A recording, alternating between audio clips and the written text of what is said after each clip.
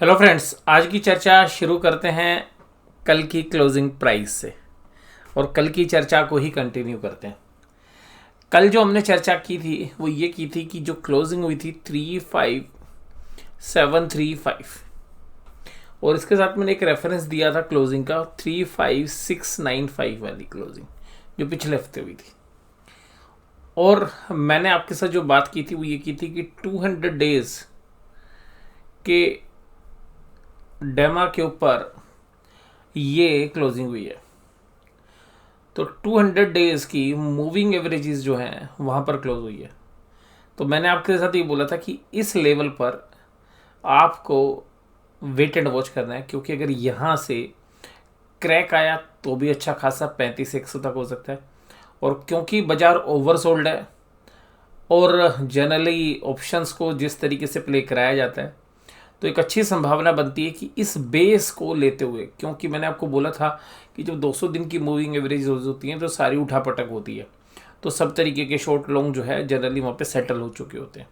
तो यहाँ पर बाजार ओवरसोल्ड था, तो शॉर्ट टर्म में बाजार ओवरसोल्ड था और यहाँ पर 200 दिन की जो एवरेजेस थी वहाँ पर मैंने कहा था कि आप कम से कम 1 से 1.5 घंटे जो है बाजार का रुख देखिएगा कि बाजार किस तरफ जो है करवट लेता है। तो बाजार सुबह जो है तेज हुआ और दोपहर में तो देखिएगा उसमें पंखी लग गए। तो अगर सुबह 1 घंटे का अगर आप ट्रेड देखते तो इंडिकेशंस आ जाता कि हाँ, आज बाजार उस नीचे वाले बेस के ऊपर चलना शुरू हो गया और बाजार जो है कंसिस्टेंटली जो है अप मूव की तरफ रहा और करीबन 36,300 के आसपास जो है बाजार ने थोड़ी देर सांस ली और उसके बाद जो थोड़ा 1 घंटे के कंसोलिडेशन के बाद जो है बाजार फिर 36,820 तक जो है लगा। और हालांकि लास्ट के आधे घंटे के अंदर थोड़ा सा जो इंट्राडे ट्रेडर्स हैं या तो उन्होंने प्रॉफिट बुकिंग की होगी ये। और यहाँ पर एक चीज़ जो है हमें मिसिंग लगी वो मैं अभी आपको चर्चा में बताऊंगा कि ये जो अप मूव था आज, अब हालांकि डाउ जोन्स में अच्छी तेज़ी हो गई है इस अप मूव के बाद, मैं आपको ये बता दूं, क्योंकि डाउ जोन्स की सपोर्ट की वजह से शायद आज बाजार जो है ज़्यादा अच्छा रिएक्ट कर पाए, क्योंकि इंटरनेशनल मार्केट काफ़ी अच्छा कर रही थी। लेकिन जो लास्ट के आधे घंटे में सेल ऑफ आया वो क्या कह रहा है, वो ये कह रहा है कि इंडेक्स के अंदर जनरली जब इस तरीके की शॉर्ट्स होती हैं तो फॉलो बाइंग अगर 3 बजे के बाद आ जाए तो ये इंडेक्स 37,100 तक भी जा सकता था, 37,100 200 तक।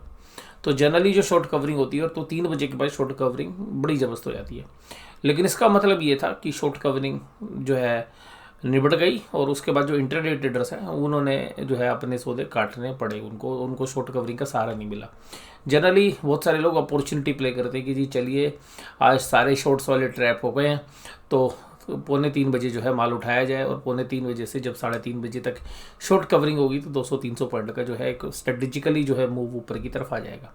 जनरली ऐसा तब होता है जब बहुत ज़बरदस्त शॉर्ट्स बने और आगे फुल ऑफ बाइंग हो अगले दिन के लिए, बट आज वो मिसिंग था। लेकिन कुल मिलाकर अभी भी जो बाजार, हमने जो आपको पिछले हफ्ते एनालिसिस में बोला था कि 36,800 और 36,900 के बीच में बाजार जब तक आधे से 1 घंटे काम नहीं करेगा तब तक आप कन्विंसिंगली ये नहीं कह सकते कि बाजार इसको तोड़ के ऊपर की तरफ जाएगा। तो मेरा कल का लेवल भी यही है 36,800 36,900। लेकिन अब जिस तरीके से इंटरनेशनली आप न्यूज़ फ्लोज देख रहे हैं उस केस में आप जो है थोड़ा सा वॉच करिएगा, क्योंकि अगर 36,800 36,900 टूटता है तो फिर 37,150 37,200 और इवन 37,300 तक भी बाजार मूव करने की शक्ति दिखा सकता है। लेकिन ध्यान रखिएगा कि 36,800 36,900 का ये वो दायरा है जहाँ से आज भी बाजार रिवर्स हुए, हो सकता है कल भी आपको रिवर्स होते हुए नजर आए। तो यहाँ पर देखिएगा वो ट्रेड में इस तरीके से आपको वहाँ पे वेट एंड वॉच जो है करना पड़ता है कि उधर किस तरीके के रास्ते हैं। तो अभी जनरली बाजार अगर 36,800 36,900 को क्रॉस नहीं कर पाता है और आधे घंटे यहाँ पे ट्रेड होकर या उससे कम टाइम ट्रेड होकर ऊपर की तरफ नहीं निकलता है तो आप ये मान के चलिए कि 36,800 के ऊपर बाजार अगर नहीं टिक पाता है तो फिर ये एक रेजिस्टेंस का काम करेगा और बाजार रिवर्स भी हो सकता है।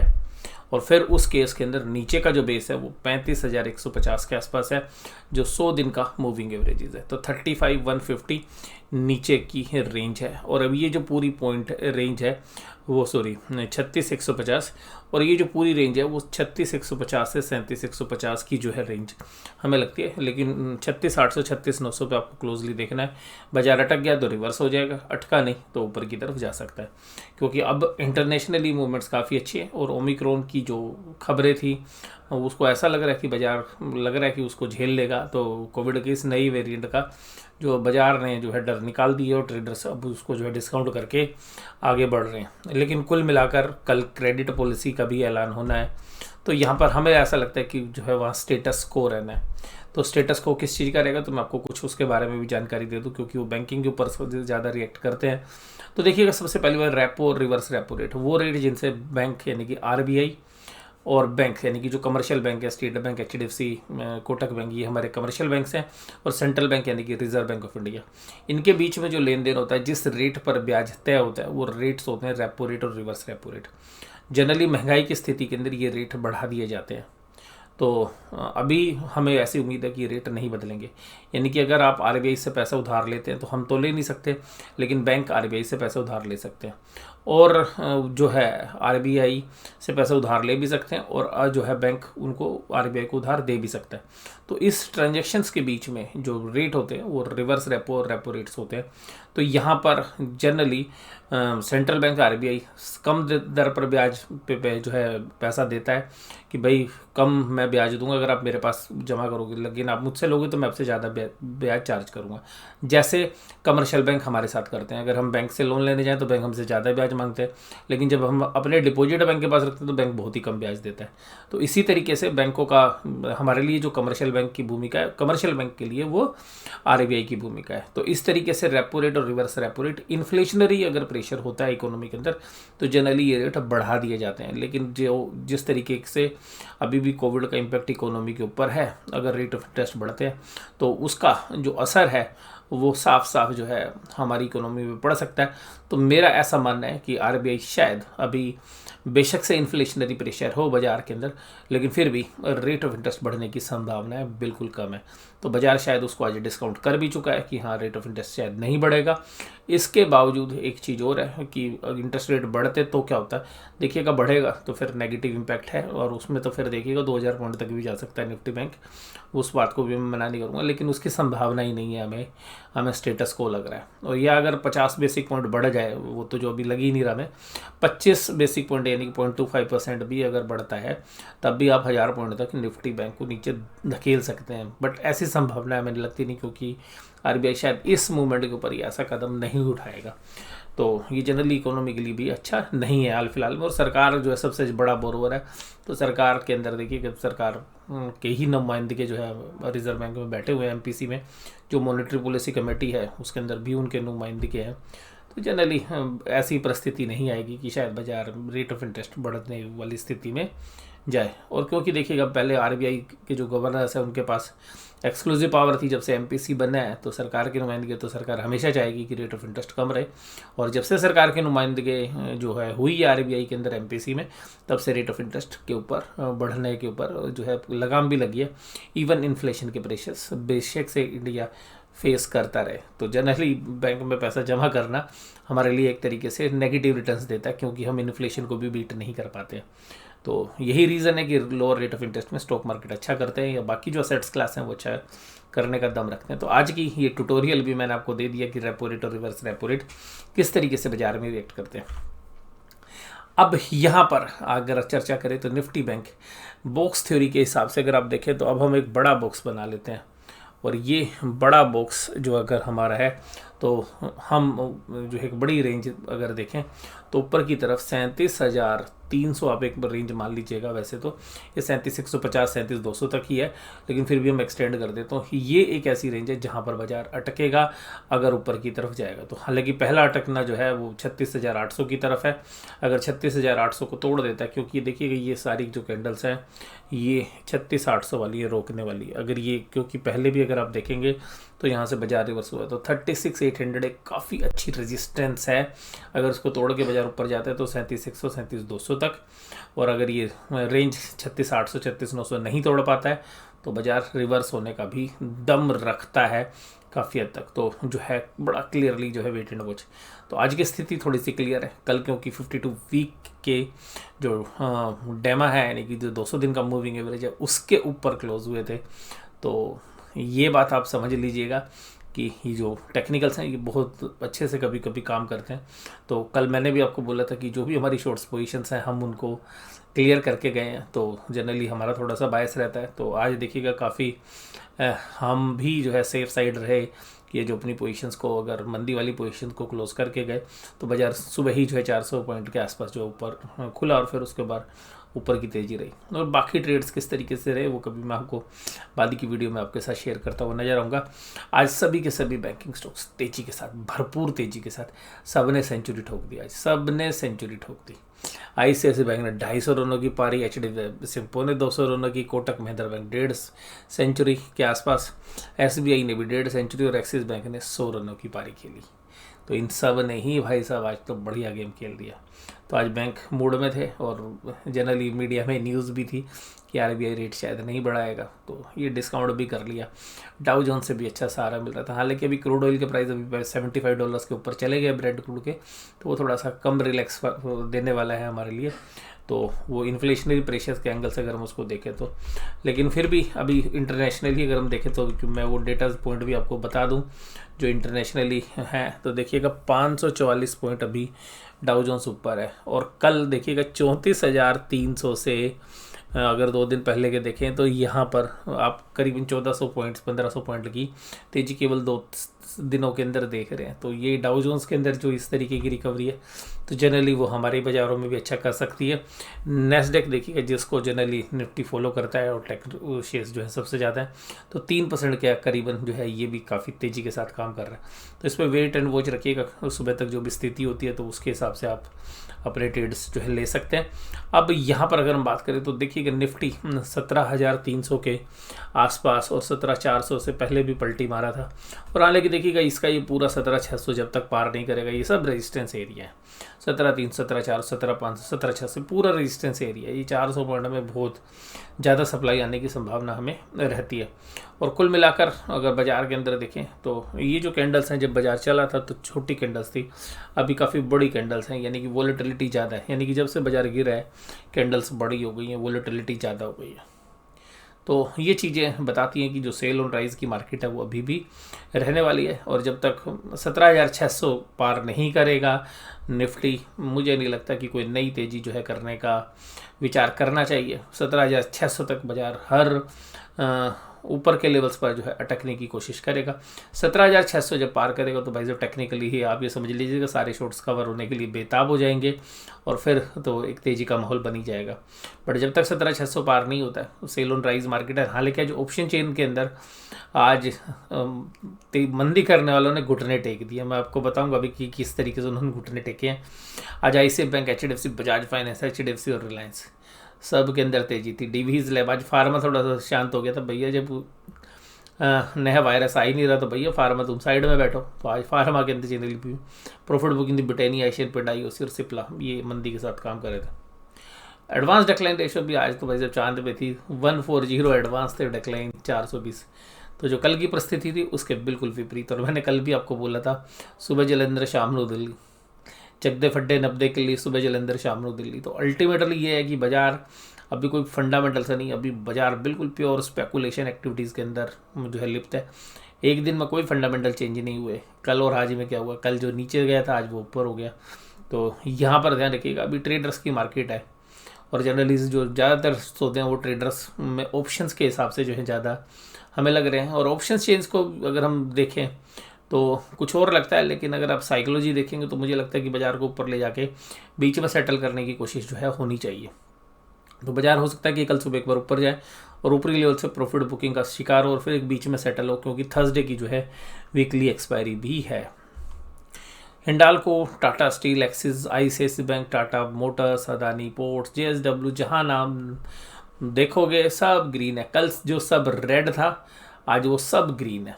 और कल बढ़ने वाला एक शेयर था और बाकी सब गिरने वाले थे। आज गिरने वाले कुल 5 शेयर, अब बाकी सब बढ़ने वाले हैं। तो आज बढ़ने वालों का दिन था, आज गिरने वालों का नहीं था। सोमवार गिरने वालों का था, मंगलवार बढ़ने वालों का था। अब देखते हैं बुधवार को क्या होता है। तो निफ्टी बैंक के बारे में चर्चा आपके साथ कर चुका हूँ। एक्सिस बैंक, ICI, कोटक, बंधन, IDFC फर्स्ट, SBI, सब जगह हरियाली ही हरियाली छाई हुई थी और आज सभी के सभी शेयर्स हरियाली के साथ ही बंद हुए। लेकिन भाई साहब FIIs है, वो कह रहे हैं हमसे आप ना टकराएं, हमने तो माल बेचना है, हमें तो क्रिसमस मनाना है और क्रिसमस मनाने के लिए हमें चाहिए पैसे। तो क्रिसमस मनाने के लिए भाई चाहिए पैसे, तो भैया माल बेचो। और जनरली ये जो FIIs के जो फंड्स मैनेजर हैं, इनके जो इंसेंटिव्स हैं या बोनस हैं, वो भी जनरली क्रिसमस में मिलते हैं। तो भैया एक बार प्रॉफिट बुकिंग करके क्लाइंट को बता तो दो ना कि जी इतना पैसा आपके लिए कमाया है, अब हमारा हिस्सा हमें दे दो। तो जो गोल्डमैन सैक, मैक्वारी या बाकी जो ब्रोकरेज हाउसेज हैं या जो इन्वेस्टमेंट बैंकर्स हैं, जैसे मैंने आपको बताया CLSA, गोल्डमैन सैक, मैक्वारी या बाकी जो, तो उनके सबके जो फंड मैनेजर्स हैं उनको भी तो भाई इंसेंटिव मिलना चाहिए। क्रिसमस मनाएंगे वो जिस तरीके से हमारे यहाँ पे दिवाली पे जो है फंक्शन होते हैं और दिवाली पे जो है शॉपिंग होती है और दिवाली पे जो इंसेंटिव्स या बोनस देती है कंपनी, तो FIIs के जो फंड मैनेजर वो क्रिसमस पे लेते हैं। तो जनरली वो सेल करके वैसे बताएंगे ना रियलाइज प्रॉफिट कितना है, और जब रियलाइज़ होगा कैश आएगा तभी तो जो क्लाइंट है वो कैश देंगे। जो ब्रोकरेज हाउसेज हैं या उनके जो क्लाइंट्स हैं, मैं उनकी बात कर रहा हूँ। तो कुल मिलाकर कंपनी उसे जो है फंड मैनेजर ने इस बार अच्छा बोनस भी मिलता हुआ हमें नज़र आ रहा है। तो उन्होंने तो देखिएगा अपनी सेलिंग लगा रखी है, उन्होंने तो एक्सेलेटर दबा रखा है। पिछला 1 महीना हो गया भैया, रोज़ आइए 2000, 5000, 500 कुछ भी करोड़ बेचना है तो सुबह बेचना शुरू करते। भाई साहब हमारे DIs आज हवा में थे, वो बोलते जी आज तुम दो, आज तुम्हारा कोई देखना हमने।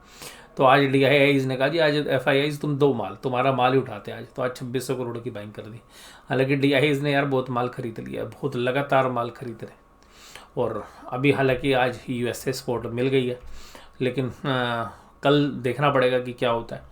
फिर भी हमें लगता है कि अब आज की अच्छी तेज़ी जो है हमें लग भी रही थी, क्योंकि कल जो क्लोजिंग थी वो बिल्कुल लोएस्ट पॉइंट पे हुई थी। और लोएस्ट पॉइंट पे जब बाजार ओवरसोल्ड होते हैं फिर आप और बेचते हैं, तो जनरली वो ट्रेडर्स के माइंडसेट के साथ खेलते हैं। जो क्योंकि जब बाजार चलता है तो बाजार जिस हवा में बह रहा होता है, ट्रेडर जनरली उसी हवा में बहने की कोशिश करते हैं और फिर अगले दिन जो है बाजार रिवर्स हो जाते हैं।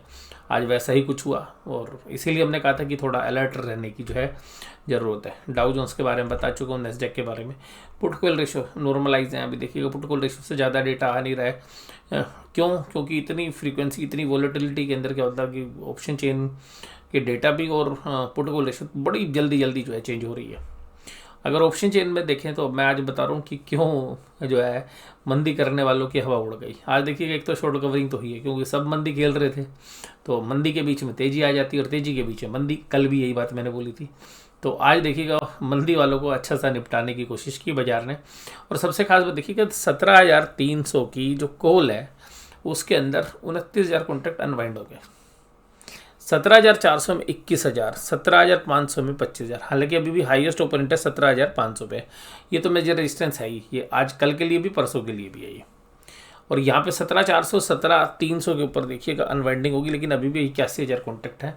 हाईएस्ट ओपन इंटरेस्ट अभी भी जो है अगर आप देखेंगे तो कॉल की तरफ ही है, लेकिन जो अनवाइंडिंग हुई बड़ी जबरदस्त है। लेकिन 17,200 की पुट में जबरदस्त जो है राइटिंग हुई, तो 17,200 आप एक इमीडिएट जो है सपोर्ट मान सकते हैं कि जहाँ पे 46,000 कॉन्ट्रैक्ट्स जो आज फर्दर ऐड हुए। हालांकि जो सबसे बड़ा ओपन इंटरेस्ट है वो 17,000 के ऊपर है, जहाँ पर 51,000 कॉन्ट्रैक्ट ऐड हुए पुट के अंदर। तो आप देखिएगा ब्रॉड रेंज 17,000 से 17,500 मान के चलिएगा। नैरो रेंज में देखिएगा 17,200 की सपोर्ट है, 17,300, 17,400 बाजार अटकना चाहिए। सिमिलरली देखिएगा बैंक निफ्टी के भी भाई साहब जो कॉल राइटर हैं वो उनकी हवा निकल गई आज। कॉल राइटर ने भी देखिएगा अनवाइंडिंग कर दी। तो अनवाइंडिंग देखिएगा सारी तरफ से हुई है। तो जब इतनी तेजी हुई तो कॉल राइटर कहते हैं यार आज तो फंस गए बुरे, माल बेचा था सस्ता, आज अब देखो महंगा खरीदना पड़ेगा। तो उन्होंने अपना लॉस भी बुक किया होगा, लेकिन जो है अपनी पोजीशंस को जो है स्केयर ऑफ करते हुए नज़र आए। तो कुल मिला के कॉल के जो राइटर्स हैं आज वो फंसते हुए नजर आए और उन्होंने अनवाइंडिंग की। लेकिन वहीं पर पुट के राइटर्स हैं भाई साहब अब तेज़ी करने में 36,500 पे 44,000 कॉन्ट्रैक्ट ऐड हुए। इसके अलावा जो बाकी कॉन्ट्रैक्ट्स हैं वो 36,000 पे 24,000 कॉन्ट्रैक्ट ऐड हुए। तो अभी भी आप ये मान सकते हैं कि 36,500 एक इमीडिएट सपोर्ट है कल के लिए भी। अगर सपोर्ट के एंगल से बात करें, रेजिस्टेंस 36,800, 36,900 पर टकना चाहिए बाजार। 36,500 अगर टूटता है तो फिर आप 36,150 तक भी बाजार को देख सकते हैं। तो आप ये कहेंगे कि सर आज वाला लेवल नहीं आ सकता क्या? नहीं, उसके चांसेस थोड़े से कम है। तो 36,100 36,150 जो है यहाँ पे हो सकता है, क्योंकि देखिएगा एक्सपायरी ऐसे लेवल्स पर कराने की कोशिश करते हैं ऑपरेटर्स जहाँ पर कि ज़्यादातर ऑप्शंस के उन्होंने राइट किए। तो ऑप्शंस देखिएगा इस हफ्ते में बाजार कहाँ रहा, अगर पिछले 3 दिनों में देखें तो 36,800 तक गया, 900 तक गया, उसके 36,500, 36,000। तो मोस्टली ऑप्शंस कहाँ पे लिखी होंगी? या तो 36,500 पे होंगी, सबसे ज़्यादा तो 36,500 पे होंगी, पिछले एक्सपायरी भी 36,500 पे हुई थी, या हो सकता है कि 36,000 पे हुई होंगी। तो कुल मिलाकर बाजार 36,000 36,500, अगर कल कुछ और लिखी गई तो हो सकता है 37,000। बट मेजर जो मुझे लगता है कि 36,500 और 36,000 के बीच में कहीं पर परसों की एक्सपायरी होनी चाहिए। अगर कल 36,800 के लेवल टूटने के बाद बाजार ऊपर नहीं जाते हैं और चले भी जाते हैं, मान लेते हैं चले भी जाते हैं 37,100 तक अगर चले भी जाते हैं, तब भी हो सकता है कि थर्सडे को 36,500 आ जाए।